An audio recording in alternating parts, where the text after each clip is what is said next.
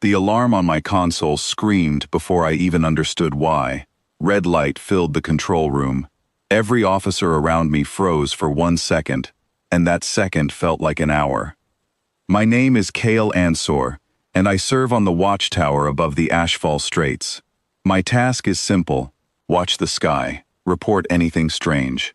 Nothing strange had happened in 41 days, not since the day we lost Princess Alira in the Ashfall battle. Everyone remembers where they were that day. I remember standing right here, watching her ship vanish from the tracking screen. One moment it was there, glowing steady and calm. The next moment it was gone, swallowed by fire and static. Our fleet pulled back. The War Council declared her lost. We held 7 days of mourning, and on the last day, we released her picture into the sky to burn, the way we do for every honored soul who does not come home. That was 41 days ago. Today, something new appeared on my screen, and it was heading straight for us. A single ship, unarmed, slow. It did not belong to our fleet, and it did not belong to any pattern we had seen from the enemy either. My hands moved to the defense controls without thinking. Every rule I had ever learned told me to destroy anything unknown before it came close enough to hurt us. But then the ship spoke. A voice came through our open channel, calm and steady, speaking our language with a strange accent. It did not sound like a soldier.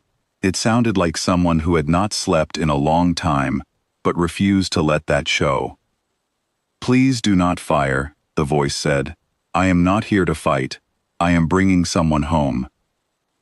My officer beside me, a young woman named Ellen Vask, looked at me with wide eyes. "Do we trust that?" she asked.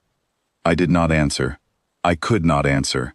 Every second, the ship grew closer on my screen, and every second, my finger hovered over the switch that could end it in an instant. Then the ship slowed and stopped just outside our outer wall, exactly at the line where our defense would strike if given the order. It waited there, not moving closer, not moving away, just waiting, as if asking us for permission. The command came down from above. "Do not fire. Allow the ship to land on the lower terrace. Send an intercept team." I was chosen to lead it. My legs felt heavy as I walked toward the landing terrace with 4 other guards beside me. None of us knew what we would find. Some of us expected a trick. Some of us expected a bomb. I expected nothing, because I refused to hope for anything at all. The ramp of the strange ship came down slowly. A man stepped out first, his hands open and raised, palms facing us, so we could see he carried no weapon. He was human, tall, with short brown hair and tired eyes. He moved carefully, like someone walking through a room full of sleeping animals, not wanting to startle anyone. "My name is Oliver Bright," he said. "I am not a soldier. I repair ships and search wreckage fields for survivors. That is all I do." I studied his face for any sign of danger, but I found only exhaustion. Then he turned back toward the open ramp of his ship and said something so soft I almost missed it. "Almost there. Just a little further. You are safe now." And then I saw her. She stepped out slowly, leaning against his shoulder for support. Her uniform was torn and patched. Half of her left arm was covered by a strange metal sleeve that looked medical, not decorative. Her face was thinner than I remembered, but her eyes were sharp, alert, and unmistakably alive. It was Princess Alira. For a moment, none of us moved, none of us breathed. The guards beside me lowered their weapons without being told to, because pointing a weapon at a ghost felt like the wrong thing to do, even if the ghost was real. "Do not just stand there staring," the princess said, her voice weak, but full of the same sharp humor I remembered from before the battle. "Someone help me sit down before I fall down." That broke the silence. Ellen ran forward first, followed by 2 others, and within moments, the princess was seated, wrapped in warm cloth, surrounded by people who could not stop looking at her, like she might disappear again if they blinked. I turned to Oliver Bright, the human who had brought her here. "How is this possible?" I asked. "Our reports said she was lost. Our sensors confirmed the wreckage. We held mourning for her. He rubbed his eyes before answering. I was searching the wreckage field 2 weeks after your fleet pulled back, he said. My scanners are built for finding parts and metal, not people, but they picked up a faint heat signal. I almost ignored it. I am glad I did not. You went into a battle zone controlled by our enemies, alone, unarmed, to search for survivors that were already counted as dead? I asked, because the idea still did not make sense to me. She was still breathing, Oliver said simply. That is not something I can just leave behind because a report already called her gone. I did not know what to say to that. In our world, we are taught that survival means calculation. We are taught to weigh risk against reward, cost against benefit. Going alone into enemy territory to search for one soldier, with no weapon and no backup, made no sense by any rule I had ever learned. And yet, here she was. Alive, breathing, arguing with the healer who tried to make her lie down.